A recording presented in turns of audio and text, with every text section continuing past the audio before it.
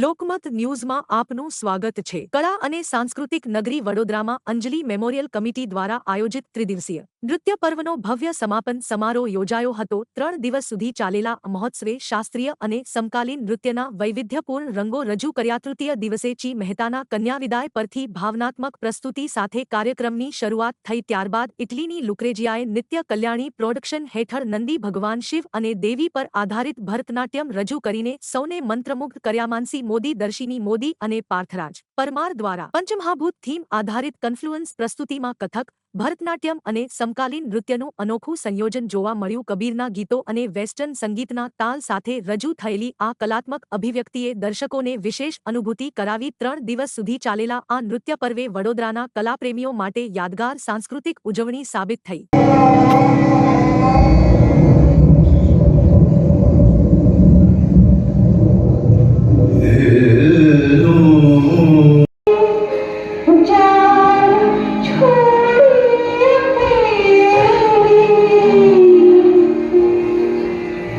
દિવસના નૃત્ય પર્વનું આજે સમાપન થયું 11મી ફેબ્રુઆરી।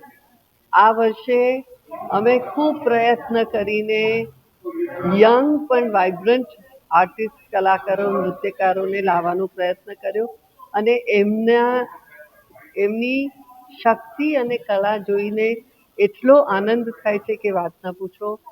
ગુજરાત બહુ જ સદ્ધર છે, હવે મને એવું લાગે છે નૃત્યના ક્ષેત્રમાં પણ, અને આવું ને આવું આગળ વધતા રહે કલાકારો, અને અમે એમને બનતો પ્રોત્સાહન પૂરું પાડીએ એવી અમારી ખૂબ ઈચ્છા છે। અંજલિ મેમોરિયલ કમિટી ખૂબ જ ઉત્સાહ અને આનંદની લાગણી આજે અનુભવે છે।